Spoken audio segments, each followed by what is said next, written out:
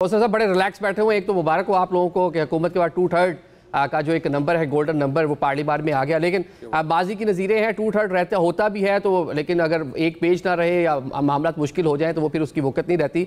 आज के फैसले को कैसे देखते हैं? हुकूमत कितनी इसे मज़ीद पुरएतमाद फील कर रही है? बिस्मिल्लाहिर्रहमानिर्रहीम, रब्बि सल्लि अला मुहम्मद व आले Muhammad. It shouldn't be surprising for anybody. Adil, जिस तरीके से कहा जा रहा है ना जी, पहले बातें होती रही हैं, बिल्कुल सामने पता था ना। अभी मेरे तहरीक इंसाफ के भाई ने कहा कि ये जमहूरियत जो है वो शर्मिंदा है आज के फैसले से।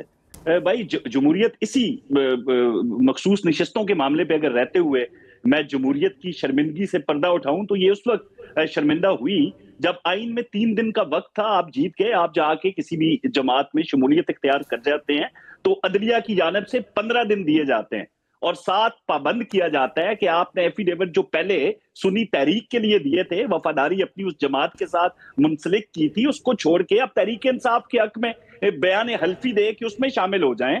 और वो 15 दिन, 3 दिन, 15 दिन, तो जमहूरियत तो वाकई शर्मिंदा हुई उस वक्त जिस तरीके से एक सहूलत कारी की गई उस जमात के लिए जिसकी पिटीशन नहीं थी, जिसने मांगी नहीं थी।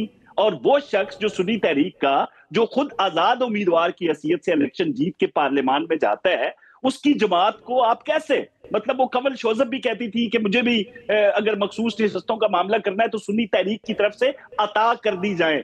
भाई अजीब मावराए आइन जाके आपके मुतालबात थे। तो फिर अगर हमने करना ही है इस जमहूरियत को शर्मिंदगी के अगर सबूत देने हैं तो क्या आला मामला था कि बेटे से तनख्वाह नहीं ली गई, चले मान लिया जी नहीं ली गई, आप ले सकते थे, जो नहीं ली वो बताई क्यों नहीं। तो इस तरह के जो फैसले थे अदलिया के, वो जमहूरियत के लिए असल शर्मिंदगी का बायस थे।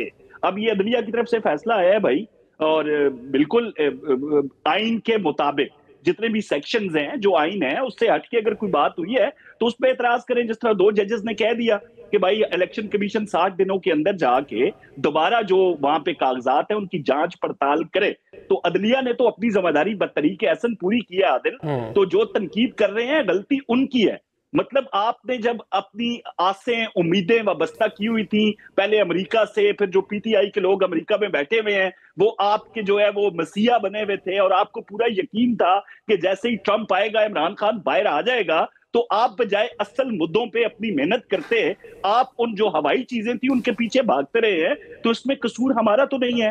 अब आप जजेस पे एतराज कर दें भाई ये ठीक नहीं है, ये ठीक नहीं है। आपने देखा कि बेंचेस से जजेस अलग हुए इनकी बेजा तनकीद की वजह से। अब अगर ये फैसला नहीं मानते तो इनकी मर्जी है, मानना तो पड़ेगा, आइन के मुताबिक काम करना पड़ेगा। अगर शो कॉल मकबूलियत की वजह से आप ये चाहते हैं कि आप रियासत को जनाब सामने खड़े हो जाएंगे और आके मन मर्जी के फैसले लेंगे, नहीं तो एहतजाज की धमकियां देंगे, पाकिस्तान मुखालिफ तरीके चलाएंगे, आपका ओवरसीज जो यूनिट है वो पाकिस्तान मुखालिफ काम करेगा और इस वजह से अदालतें आपके हक में फैसला देंगी, तो अब ये नहीं हो सकता। अब ना ये जिस तरह मेरे भाई सलीम बुखारी ने कहा, ना ये वो खोसा वाली अदालत है जो इमरान खान को बुला के कहती थी भाई हमारे पास आ जाओ हम तुम्हें बताएंगे, ना साकिब निसार वाला मामला है कि अपने जस्टिस को जाके कहता था भाई आप भी नौकरी करो, हमें भी करने दो, हमने इस बाप बेटी दोनों को इलेक्शन से बाहर रखना है। तो ये जमहूरियत के लिए असल शर्मिंदगी का बायस बनने वाली अदालतें थी। आज एक आइन के मुताबिक फैसला होता है तो आप उस पर तनकीद करते हैं, तनकीद जरूर करें लेकिन आइन मुखालिफ चीजें तो ना कहें मेरे भाई।